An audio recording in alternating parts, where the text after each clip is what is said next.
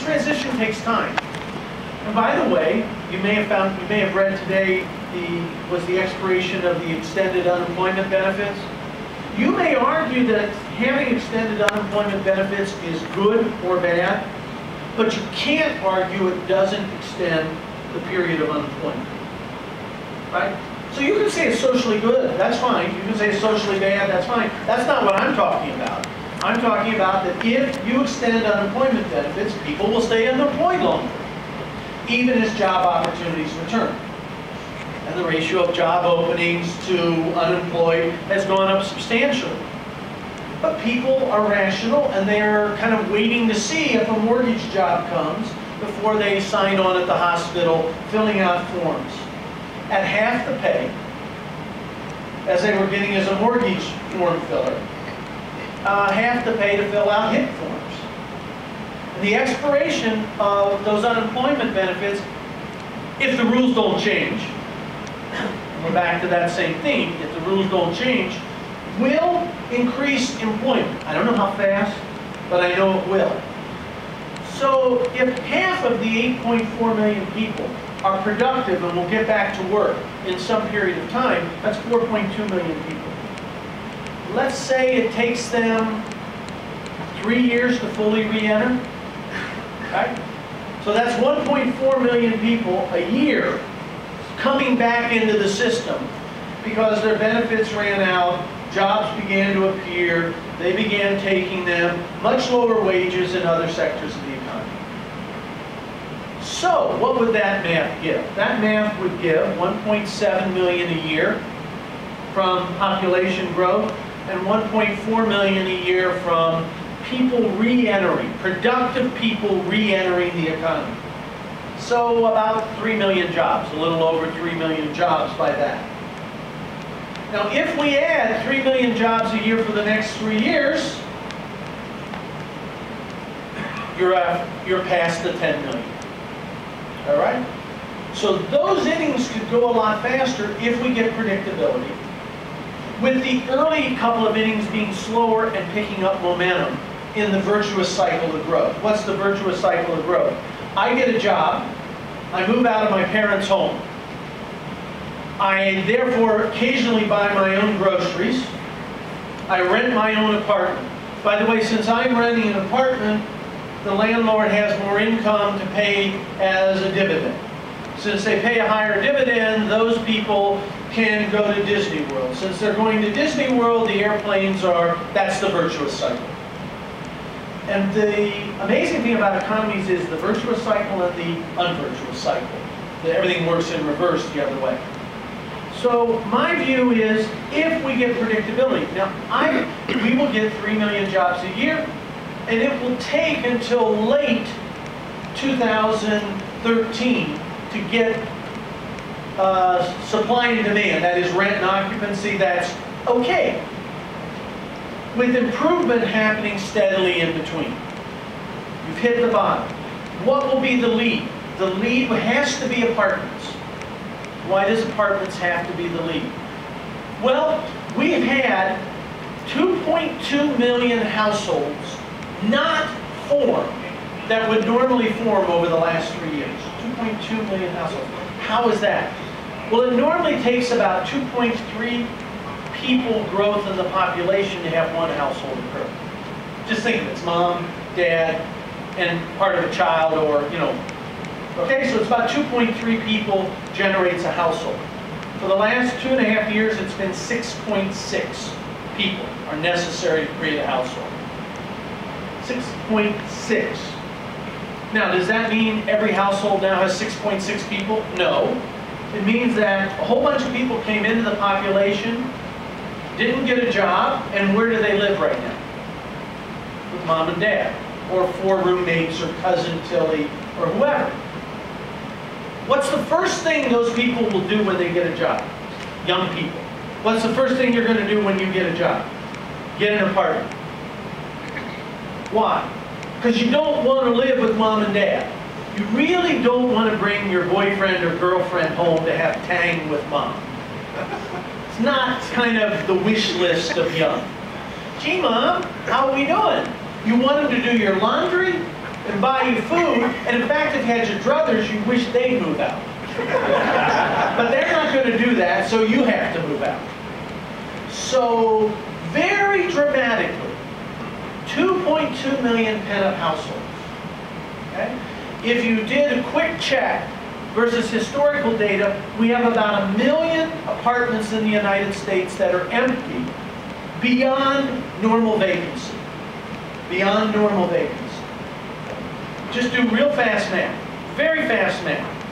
If all those people got jobs, those 2.2 million, and they'd form a household, and half of them got an apartment, there goes that million excess vacancy like that. Not to mention, we've got 3 million people coming into the population each year, exerting additional demand. So apartments will show it immediately. And in fact, what was the first sector to show strength as we added the 1.3 million jobs so far? Apartments. You saw increase in rents, you saw increase in occupancy, and reduction in concessions across the country. And as jobs slowed, you saw it slow, and as jobs picked up again, you saw it pick up. And in fact, it right now is the single best barometer on what's going on in the economy. Okay? So apartments are the #1 sector because I don't need a corporate decision. All I need is Sally got a job, she moved out and got an apartment. Didn't need a board meeting. Next sector to show strength will be hotel. And hotel will show strength with a lag because there are some corporate decisions involved. Are we going to hold the retreat? Are we going to have the top producers conference? Right? It's got a corporate decision, and corporate decisions lag individual decisions. So it will show the upswing in the economy, but with a lag relative to apartments. Third sector, retail. Why? Because the second thing those kids are going to do when they get a job after getting an apartment is they're going to buy a DVD player, and they're going to buy a flat screen TV, and they're going to buy, and they're going to buy, and they're going to buy, and those are going to largely be pushed through retail space, and retail demand will pick up, and stores have to grow because that's what they're set up to do. But that will come with a lag because, again, that's a corporate decision. The demand will pick up in the stores far before the demand for stores picks up, because you got to go to a boardroom and get approval. So that's a further lag. Warehouse space will pick up at about the same rate as retail sales. Why? All those flat screen TVs have to be stored somewhere. And boxes have to be shipped. So that will move more with retail sales. So you'll get it, again with a lag. Office will be the last sector. Why will office be the last sector? Because it's a high cost. And I got long leases locking me in. And by the way, even if your profits are up, it's tough to come into a board. I'm on a number of boards. If our executives in a non-real estate company, if our executives came in and say, it's time to upgrade our space and move and expand our space, I say, you kidding? It was only 6 quarters ago we were almost bankrupt. They say, yeah, but our profits are back to record highs, which is true, by the way. Non-financial corporate profits are back to record highs. They've never been higher than they are today. And financial sector profits are almost as high as today. I'll come back to that theme in a moment. But office will lag because I need corporate level decisions. I've got to get my law partners to agree. I've got to get my board to agree. That will put a lag into the fundamental demand side for it. So from a supply-demand for space, what's going to be part of the stimulus of the economy? It's not going to come from the government. Stimulus is not going to come from the government. If I walked into your boardroom and I said, if we invest more, will profits rise or fall? You'd say it depends what we invest in. Right? That's kind of 101.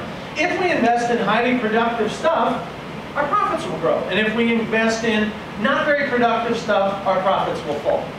Fair enough? If we have the government spend a lot of money instead of us, our economy will grow if they invested in more productive stuff than we would do. when I say invest, deploy it more productively than we would do for ourselves. And if they deploy it less productively than we would do for ourselves, it'll fall. Imagine they took a whole big pile of money, $1 trillion, and held a weenie roast in Nancy Pelosi's backyard, fueled by dollar bills. Is that going to stimulate the economy just because it's government spending? Of course not. Highly unproductive. If they spent money and it created ways to cure diseases that rob workers of productive years and productive time, it will increase the economy. Now, when you hand nearly $1 trillion over to Nancy Pelosi to decide what to do with, do you think it will be highly productive economically or not highly productive economically on average?